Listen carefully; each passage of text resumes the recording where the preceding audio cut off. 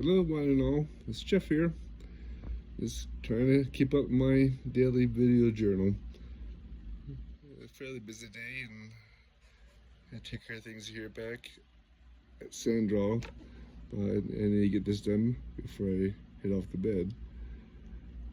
This morning I was thinking about my dear Sarah. Her mom, my daughter Laura, sent her pictures of her after her little tonsillectomy surgery. Her face looks so unsure and tentative and almost fearful look to her little face there. I pray that she's going well and finds troubles she was having with those bad tonsils are gone now and they're good. I was told people have reactions to the sedative anesthesia and somehow like a teary reaction. She's sort of like her Aunt Anna, who had a lot of teary eyes after her anesthesia, not because she was depressed and crying, but just the effects of the anesthesia. So, hope she's doing good. Now, I was reading some more Captain Moroni's events and dealings with the Lamanites this morning. I was reading how his fears of the people of Amalekiah, the man who wanted to become king, fleeing to join the Lamanites, and then starting up come up against the Nephites. And Moroni did not quake in fear, doing nothing, but he went out to head off the fleeing people and stop their flight to the Lamanites. He acted to prevent what he feared. Now Amalekiah abandoned his army and fled, with a few of his trusted followers, leaving the rest to their fate.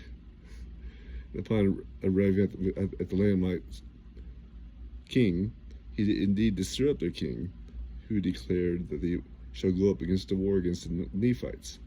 But interesting here again how we see the word fear coming up. When the people were exceedingly afraid, yea, they feared to displease the king, but also feared to go up against the Nephites, lest they should lose their lives. What follows an interesting line of events. The people opposing the king's decree were fixed in their minds and determined to oppose what they had feared. And we shall see what happens tomorrow with that fixation. And reading more Elder Soares' talk from last conference, he teaches us that as we endeavor to strive to honor the covenants which we had made with the Lord, living in obedience to the commandments, our homes are transformed into reverent places of spiritual refuge.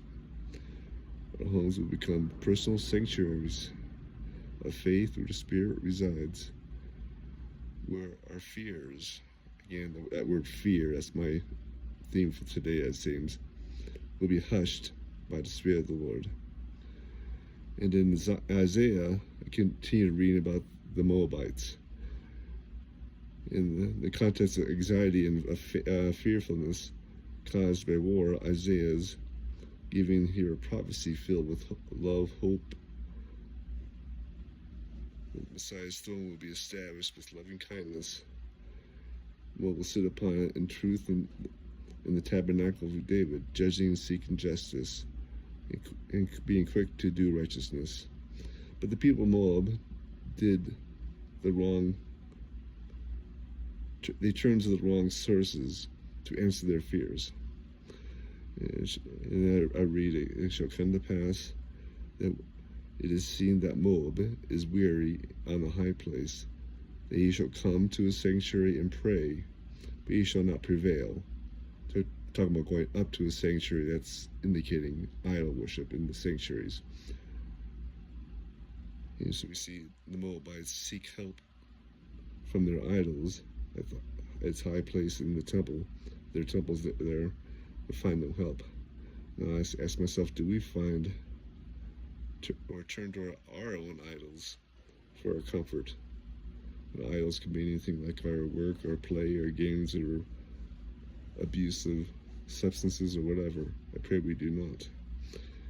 Behold, verily, thus saith the Lord unto you, in consequence of evils and designs which do and will exist in the hearts of conspiring men in the last days, I have warned you and forewarned you by giving unto you the word of wisdom by revelation. That is the first verse I bring up for today's Come Follow Me scripture. Evil and conspiring people have conspired to hide the addictive effects of tobacco for a long time. We now see the truth of the above verse and the lies that has destroyed. They were indeed conspiring men. Until 1964, it was officially declared unhealthy. Before it was actually considered healthy in a way. And scientific research has, like I said, has verified the harmful effects of tea, coffee, and tobacco and alcohol, even upon development of unborn children.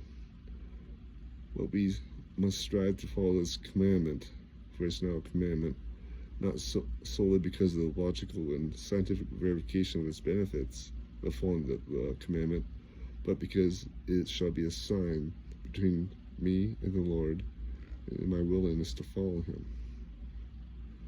A couple of years, Elder Bednar asked, can we exercise faith to believe and to act accordingly?